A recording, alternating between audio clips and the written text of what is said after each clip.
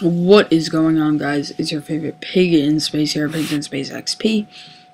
And I've been gone for, 2 months, so I figured since everything is starting to, come up with all the next-gen consoles, I figured I'd bring a little comparison video of the Xbox One and the PS4.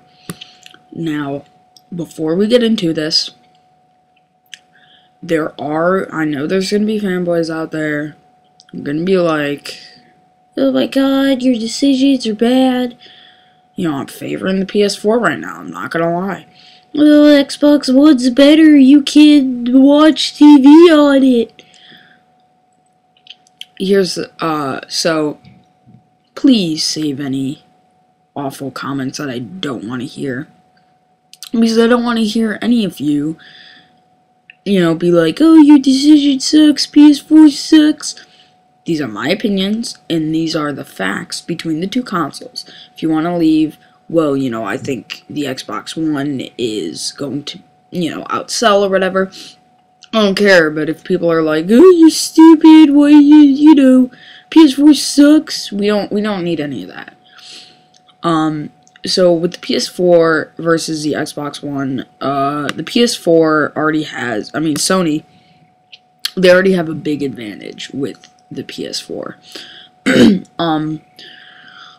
A couple of days ago, they released a full FAQ. That FAQ is going to be down in the description. You can look at it if you want. It's long in detail, and it's perfect. That's one of the reasons why, I'm favoring the PS4. They have, they've put out an FAQ for people to look at in advance to what their console is. When it's going to be put out, so people can be like, alright, this is what it has, this is what I could expect. Right now with the Xbox One, we have no idea what to expect. They've changed so much within the past 6 months. They've scrapped ideas, put in new ideas. It's been crazy. CEOs have left, people have left, and that's just not good. The PS4 also obviously has a lower price point at $399 US. That doesn't really have any effect on the decisions that we're making. The Xbox One does have the Kinect or whatever, and all that good stuff, but the price point really doesn't matter. If Microsoft put out a really good console, that people would pay for it. They're gonna pay for it anyway. And I also want to go with the PS4 because they had their console right in the first place. They had all their ideas right. Not like the Xbox One, constantly changing, you gotta be signed on every 24 hours. No, you don't. The Kinect has to be plugged in and on. Oh, no, the Kinect can be plugged in, but it doesn't matter, whatever.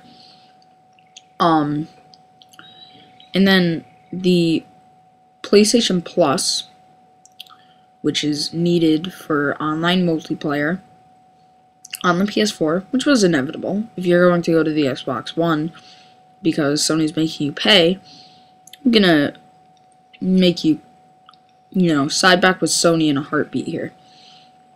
PlayStation Plus is a much better deal than Xbox Live Gold. Here's why.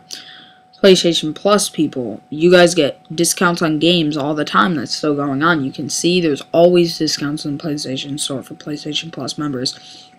Sometimes they get games for free. My friend got Saints Row 2 for free. You get discounts. Sometimes DLCs are, discounted. Patch downloads go on when your system's off. So if you have a patch, you go to school or whatever, and you get home, the patch is already downloaded. You don't have to wait until you get home and load up the game to get the patch. It'll automatically do it for you. You also, they also have cloud storage for game saves, which is really cool. Even though, whatever. They have better graphics card, better graphics, handling. COD Ghosts, for example, runs at 1080p for the PS4, but only 720p for the Xbox One. And they haven't really released any info on that. Microsoft, why?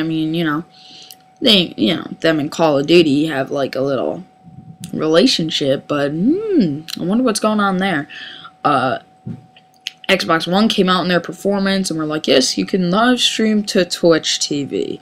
Well, PS4 has 3 streaming services, Ustream and Telestream, I believe. That's in the article as well as Twitch TV. So you have 3 services that you can stream to for your streaming pleasure. Unfortunately, the only bad side is game developers limit what parts of the game you can stream. So, you know, whatever. I wasn't really a fan of the automatic stream in consoles. I think it's a good idea, but people that are really hardcore about streaming already have streaming software. They have a capture card.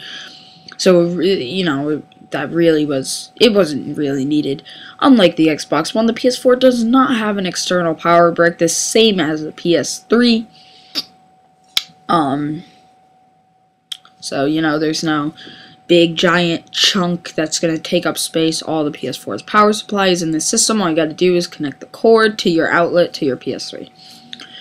Instead of the Xbox One's last 2 minutes of gameplay, the PS4 records the last 15 minutes, giving a better, you know, capture software inside the system. Again, not really a fan of it because people would have capture cards, but it's good.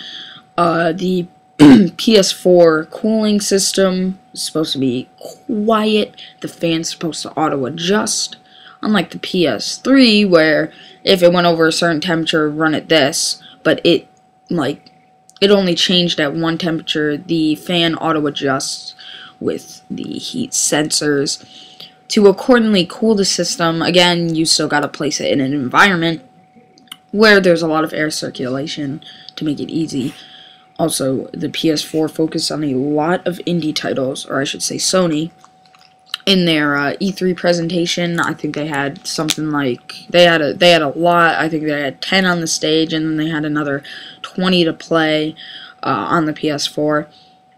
Unlike the Xbox One, who's really only been focusing on first and third-party games for their thing. I mean, they just released a few indie titles, but it's nothing big at all.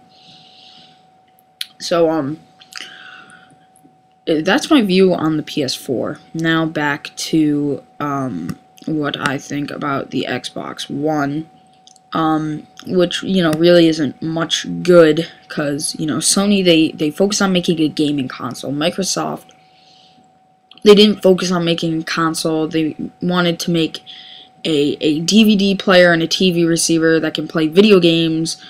Like, if you're a hardcore gamer, you don't give a crap about TV because you're going to be playing games most of the time. No one cares. Like, if you can seamlessly multitask between a web browser and a game, because I'm not going to interrupt time playing a game to go to a web browser. I would use on my, you know, the web browser on my phone or laptop or whatever to look up when, you know, I'm still playing the game. Or when I'm done playing that game, when I'm still in the lobby, because I still don't want to multitask. I don't want to leave that game screen at all, which is, I don't know what they were thinking. Their Twitch service, I mean, whatever, we've been over that. You know, Netflix and stuff still needs the Xbox Live Gold. For the PS4, you don't have to be a PlayStation Plus member to get all that. No one really knows what the Xbox One, you know, what Microsoft's going to do with the Xbox One, because how much they've, you know, changed and screwed up. There was an article in Game Center, which was literally 2 pages off a confusing track that Microsoft did. Like, they had an arrow and pointing, oh, man. But, with the Kinect, it needs to be plugged in. It doesn't have to be turned on now, but that's what raises a price point, which doesn't really, you know, make a lot of sense, why you would need the Kinect. Not really, you know, I don't see a lot of games that are going to use full-on Kinect functions besides the ones developed by Microsoft to encourage people to buy the Kinect. But I don't see, you know, like, any Call of Duty games going full-on Kinect, or any big games that people buy going just full on 100% connect. It really makes no sense for the developers. And, you know, at least with the PS4, the PlayStation camera is optional, and then, you know, you don't need a separate controller now for any of it. It's built in with DualShock 4. And speaking along the line of controllers, DualShock 4, they've redesigned the triggers on the back, so now instead of firing with the two up front, because the back ones, you know, they were curved and your finger would slip off, which would be kind of annoying if you're playing Call of Duty and your finger falls off. But it has a slight indent with nice textured grip, so now the back triggers are what you're going to be using to shoot, like the Xbox 360. And the battery life, same as DualShock 3. Comes with charging station, and there's going to be 3 colors available, either at launch or after launch. That's in the FAQ article as well. As for the Xbox One controller, I haven't really heard anything about it, which is kind of depressing. You know, Microsoft has not really released anything about the console. We don't know when they started development. We don't know what, you know, we don't know in depth what it's like. With the PS4, you know, they've released that they started in 2008, so that's 5 years in the making, which is pretty amazing if you think about it. But the PS4 is, you know, cheaper. It's a gaming console. That's what it comes down to. And the console wars, if you're a hardcore gamer, if you like gaming, go with the PS4. If you want to play a lot of games, if it's all about playing games, then get the PS4. PlayStation Plus, you get discounts, multiplayer, and all this cool stuff. If you're a casual, laid-back gamer, then go with the Xbox One. It's kind of funny because it's kind of flip-flopped. You know, everyone's like, oh, if you're a hardcore gamer, go with the Xbox 360, and if you're casual and laid-back, go with the PS4. If someone cares on the PS3, excuse me. But both the consoles seem the same. For online, PS4 has made it more like Xbox Live. You can send voice messages, you can, you know, do all this fun stuff. The friends list is double that on Xbox Live. For the Xbox One, there are 2,000 friends on PSN for the PS4 compared to the 1,000 on Xbox One's Xbox Live. And the additive cost of,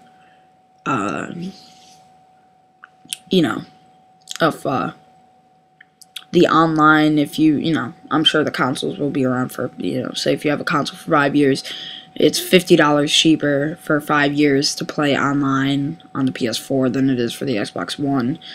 And the fact that you can get, Netflix and all this, and all that for free, and now with an Xbox Live Gold membership, makes, PS4 an even better choice for people that are casual and laid back. I'm sure Microsoft, the Xbox One's going to sell well. I'm expecting, the PS4 to sell better. Because, I don't really see what what new gaming features they have with the Xbox One. Besides the Blu-ray player, which, thanks for finally catching up to us, Microsoft, with the Sony people. I'm probably going to be Sony the rest of my life because, now I think it's going to be, the online's going to be better. People there's not going to be, 4-year-olds playing Call of Duty anymore, which kind of pisses me off. Now that you pay for online.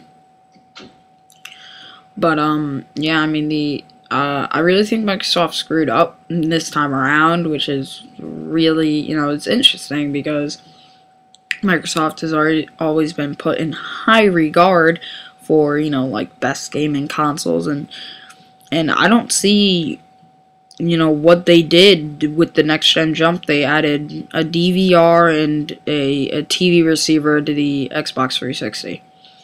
As for competitive gaming, I think they're sticking with the Xbox One. I don't know why on earth they would do that. But anyway, that should wrap it up here. If you have any questions about this, leave a comment. Hopefully you'll like, favorite, and all that good stuff. Also, feel free to private message me about anything about the Xbox One or the PS4 or anything in general. I'll help you guys out with whatever you want, life issues, I don't know. Hopefully subscribe too, that always helps out. I will hopefully be putting out COD Ghosts gameplay. Speaking of COD Ghosts, I am going to finish my pre-order on the Hardened Edition today. I know it's a little late, I just haven't had time with school, that's why I literally have not picked up a PS3 controller in 2 months, which is very, very, very, very depressing. I've only been playing like iPad shooters, which is, yeah, that's bad. Anyway, hopefully I will put out another commentary soon. I will definitely do a vlog of me getting Ghosts. Going to get it, I think I'll get it, I don't know, Tuesday morning or something. Anyway, see you guys later. Peace out. Pigs in Space XP.